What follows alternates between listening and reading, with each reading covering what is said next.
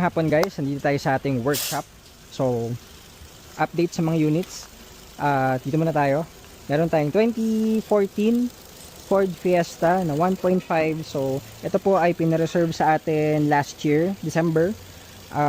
Full refresh to ng engine, transmission, mga cooling system. Kaya, ang releasing po natin ito ay this January. So, hopefully, end of the month, pinapalapat na lang tong engine niya. Tapos, mga final checking dito sa ano. So nabuo na po ito, galing niya sa machine shop, and china-check na rin natin, minomonitor yung ating mga temperature, and yan makita nyo may mga error pa yan dun sa dashboard. So pinapalapat po yan, tinetesting pa natin, and syempre madumi, pero ang 3-step detailing natin kasama po yan, in and out.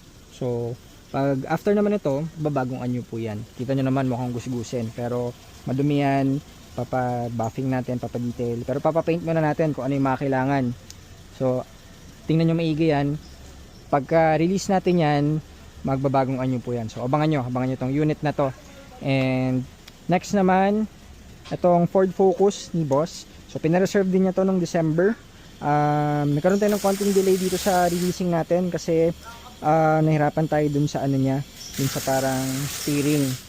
Actually, may nakuha na tayo. Waiting na lang tayo. So, abangan nyo sir, after nito syempre, kita nyo naman, madumi lang, pero maganda tong unit na to, lalo na pag natapos. Semi-loaded, naka-body kits yan, side skirts, kompleto yan guys. Yung mga accessories, makita nyo sa loob, pakalinis. I mean, madumi, pero alaga to ng owner, medyo pinormahan niya. Yan, naka-head unit, naka-carbon. So, abangan mo to sir, Sir Jomar. So, sigurado ako worth it tong paghintay dito sa unit nyo. Syempre, top of the line to, 2.0, sunroof yan, push start. At 61,000 lang yung mileage niya. So, naka-leather niya dito, tapos naka-carbon yung mga upgrades niya. Yan, oh, poging-pogi. Naka-air spoiler, customize yan, naka-carbon din, mga diffuser. Ano pa, naka-smoke, headlights and taillights, may reverse cam, sensors, naka-muffler, body kit. So, basta pag na-release to, sobrang ganito guys, abangan nyo. Ano pa? To, kay Sir Arlo. Sir Arlo, shout out po. Ito na yung Ford Ranger nyo. So, kasi nga ang laki ng engine nito guys eh. So, ang tagal sa machine shop. Ano po ito? 5 cylinders. Ang engine nito is 3.2 liters. 5 cylinders yan. Diesel engine at 4x4. So, patapos na ito sa machine shop, i-release natin to mga early Feb. So, kita nyo naman, pakapogi. Naka overland na mags, so parang ready na to sa bakbakan pagkatapos ng engine. So testing natin to, and yun, yung mga other SOP pa natin bukod sa engine, transmission, yung mga detailing, mga paint kung kailangan, pero parang wala lang. Ito yung pakapogi, oh. Ano lang to, yung 3-step natin. Ano pa, ano to, ito yung chili orange, kita nyo, wild track to guys, 4x4. So abangan nyo to pag natapos. Baka may mga parating tayong pick up, so abangan nyo rin. And ano pa ba? Meron tayong ito, Ford Fiesta naman kay sir, all the way pa from Batangas. So tapos na yung unit ni sir, hinihintay na lang for pick up. Ang history naman nito, pinagawa to ni boss before. So marami siyang napalitan, as in marami na dun sa kanila. Problem, ganun pa rin, may mga issue pa rin. Yung engine, persisting issue.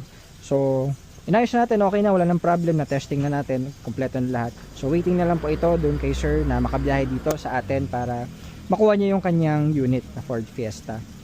Okay, next. Meron tayong may mga new arrivals tayo. Ito muna tayo, EcoSport. Ito yung sa lote before. So tapos na to, engine, transmission, okay na. Waiting na lang tayo sa isa pang ABS module. Tapos, syempre madumi pa rin, pero lahat naman yan kapag nandito syempre nauulan na naarawan, di-detail yan. Ito pala bago yung brand new yung spare tire na gulong. So yung cover nito nasa loob, mga side mirror, yung mga kulang natin. So next step siguro dito, pintura, tapos yung mga detailing natin. So abangan nyo rin to sir. Ito po pala is reserve na. Nakapagpa-reserve to this January. So releasing natin yan February, itong EcoSport na silver 2015 trend. Ano pa ba? Ito, meron pa tayong mga EcoSport dito. So itong dalawa available to guys. Mars Red color. May isang 2014, may isang 2017. So mga around 395 yung pricing niyan. Kapag mga ganitong modelo naman nasa 435. So meron kayong mga option. Same lang naman yung engine yan, parehas yung kulay. Pares yung mga mags, yung sa loob, leather seats. So, marami kayong mga option pwede kayong mamili dyan. May iba pa tayong variant. Meron tayong blue, meron tayong white, meron tayong mga trend. Ayan. So, ito rin, new arrival. Meron tayong 2014 ata to. 2014 sedan, 1.5 engine na titanium. So, top of the line. First owner, pinapalitan na nila yung transmission ngayon. Check natin yung loob. Ayan. So, pag titanium guys, pinagkaiba na ito sa sedan, white seats. Hindi ba white? Ano ba to? Gray. Gray pala, sorry. So, gray, two-tone, parang black gray. Pero leather seats yan kapag titanium. Top of the line yan, syempre push start. Tsaka yung mags niya, pang top of the line, 16 inch. Ayan. Ito yung transmission niya. Yung clutch, mga release bearing. Hinihintay lang natin yung clutch natin. Matagalan sa customs. So, ewan ko ba't matagal sa customs. So yung clutch, hinihintay yung clutch, yung transmission yan. Pero yung shift fork, actually, andito na yung shift fork no? Ayan, andito na yung shift fork. Kasi alam nyo naman, yan, lagi tayong LUK brand. So, nauna kasi yung shift fork natin, ma-release sa customs. Ayan. Brand yan. So, kapag nagpapalit tayo lagi, A and B, LUK, clutch release bearing. So, ang kulang natin is yung dry clutch. Yan po. Ito ang dry clutch. Ito ang kulang natin. So, palit din tayo niyan para masalpak na natin to. At maging available for sale. So, available pa to. Wala pang takers. Yan, keyless entry. Meron yan. Push start. Napakita ko lang. Karating na nila kahapon eh. Nauna lang dito sa workshop kasi ang pila-pila. So, maluwag naman. So, pinaayos natin para kapag may potential na gusto magpa-reserve, di mabilis na lang. Ito, up next, yung ating Ford Fiesta na supposedly re-release natin to guys nung before Christmas. Kaso,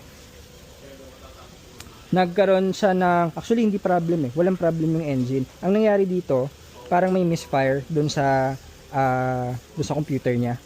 So, walang issue, pwede na nga i-release to Kaso, nung pagpalit ng spark plug, lumalabas pa rin yung parang sa live data niya dun sa misfire sa engine. So, syempre, hindi pasado sa atin, hindi pasado sa ating mga head mechanics. So, upon checking, yung pala, yung dating spark plug na nandito, pag sobrang higpit, so pagtanggal, nabasag. Nangyari, nagkaroon ng debris, nahulog dun sa engine sa ilalim. So, kailangan natin tanggalin. O di, andun sa machine shop yung engine ni sir ngayon. So, syempre, updated naman siya at target nating releasing before January 20. So, abot naman yun, sir, at hintayin nyo na lang para at least pulido yung unit nyo. Kasi kahit, pwede naman to i-release, pwede nyo i-long drive yan Kaso, baka mamaya, pag umikot yung sa makina nyo, magkaroon ng problem in the future, let's say 3 months, 6 months, sayang naman, di ba? So, magkaka-problem ulit. So, pulido yun na natin para wala na maging problem. Ano pa? Ayan, itong kay sir naman, nagpa-check sa atin ng unit last year. Dumating to dito, hindi umaandar. As in, wala. Hindi masika ng OBD, walang kahit ano. So, chinek natin yung lahat, yung mga wiring, mga harness. Yung computer box, yun nga, okay na. More on sa electrical side sa computer box yung naging problem. May start na to, walang code. Kaso, nung pagpunta nila sir, pipick upin na dapat nila, may problem sa transmission. So, ang nangyari is yun. Yan, pinapalitan na natin yung transmission ngayon. So, actually, tapos na ata. Tapos na to, pre, no? Tapos na to, boss. Ayan, so, syempre, lahat po yan is may documentation tayo nyan. Yung mga video, kompleto po yan. So, ito po is hindi natin unit. Nagpa-assist lang sila, boss, sa atin. At yan, for releasing na ito, siguro tomorrow, tapos na yung transmission niya. So, lahat po yon is yun, isasend natin kina boss yung mga documentation. At ito yung pinalit natin. Ayan. So ito yung galing dito kay boss na shift fork. And ano pa? Ito, Ford Fiesta rin to na titanium. Ito is unit natin. Ito yung mga arrival natin last year nung December, 'di ba? Sabi naman sa inyo, hindi pa kasi kami nagpo-post. Bakit? Kasi nga kita nyo mga pending. So gusto namin matapos muna lahat yan tapusin muna natin lahat yan and saka tayo mag-update. Although syempre may daming makukulit nag-walk-in, hindi mo makukulit pero salamat po sa inyo. Ay mga nag-walk-in kasi natin syempre nagpapa-reserve. Tulad kanina sila boss galing Mexico, Pampanga, nagpa-reserve sila ng unit EcoSport na white. So hindi pa tayo nagpo-post, hindi pa tayo nagbebenta ng unit, pero may mga ganun, nag-walk-in dito sa shop. Kaya yung mga nag-i-inquire online, pasensya na kayo, hindi lahat nare-replyan kasi nga, yan, pila-pila tayo. So gusto namin, syempre, first come first serve, yung mga dapat mauna, naayos namin, sasalansa namin. Tulad yan, yung mga Ranger, medyo natagalan kasi yung laki ng engine yan eh. So ganun po. Yung iba kapag nag-walk-in, pwede naman, pwede kayo magpa-reserve ng unit, walang problem. Kung may available, pwede po. Kaso nga, yun tulad nun, yung mga reservation kanina, ang releasing na po natin yan is mga February. Kasi may pila-pila po yan. So, ganun. Ano pa? Ayan, itong Honda natin na project car. So, mabubuo na. Andito na yung mga parts natin. Ayan, may mga battery na, yung mga gauge, dito na yung mga kailangan. Ano pa mga ibang parts dito. Yan, so binubuo na po ito. And may isa pa tayong Fiesta doon, pakita ko. Ito, yan, isang service natin, Ford Explorer na very limited yan guys. Nakalimutan ko yung pangalan niya eh. Olive green ata. Yan, olive green, original paint po yan. So very rare yung kulay na yan. Marami kumikita ito nasa ano, sa daan, mga black, white, red, ganun. Silver ata, bihira din. So ito, bihirang-bihira yung ganitong kulay. So, kita nyo naman, parang ano to, parang tangke. Top of the line to, V6 na limited, 3.5. Kaya, ayun, pogi oh. All stock yan. Pati yung mags yung stock, nakakulay black lang. O yan, pogi, pang VIP. So, actually, available to. Hindi lang, ano, kung may magkagusto, di why not, pwede nyo i-reserve. Walang problem. Pakita ko sa inyo itong isang Ford Fiesta natin. Yan, andito sa baba, kasi kakatapos lang ng engine nito. So medyo tumagal din ito. Kung nakita nyo to dun sa other videos natin, ito yung binili natin sa may Tagaytay, silang Cavite. Walang issue to guys, na uwi to dito. Walang overheat, walang kahit ano. Ang ano lang niya, maingay yung makina, parang diesel. So in-interview namin yung owner, bakit po ganun? Yung pala pina-overhaul nila before kasi nagkaroon ng parang overheating issue. Hindi nila, nabili lang din nila second hand, so hindi nila alam na nag-overheat na pala. O di ang advice ng mechanic, in-overhaul. O di okay na, natapos na, umaandar, ang ingay ng engine, parang diesel.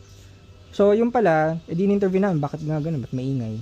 Ang sabi daw sa kanila ng mechanic, normal daw yun kapag bagong overhaul. Sa dami naman namin yan, in-overhaul na engine ng mga sasakyan, hindi lang Ford, kahit ibang brands. So, walang ganun, unless diesel engine, napaka, ano siya, maingay. Di ginawa namin, inulit namin. So, may separate video tayo niyan. Full refresh din to. Engine, transmission. Madumi lang. Siyempre pag tulad niyan, hindi pa naayos. So, papa-paint natin tsaka mga detail kung ano pa yung kailangan.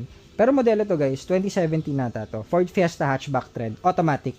So, available din to. Kasi meron tayong isang ganito sa shop, 2016. Sold na rin. Sold na nung kailan ba? Bago ata mag New Year, may humabol. So, sold na po yun. Pero may isa pa tayo available dito. Wala pa, hindi pa ito napopost. Dito lang to kasi nga, inayos pa yung mga engine. Tsaka sobrang busy pa. So, pinakita ko lang. And, ayun. So, dito tayo sa workshop. Yun yung mga ating updates. Mga ganap-ganap dito. Ayan. Meron pa tayong dito. Pakita ko na din.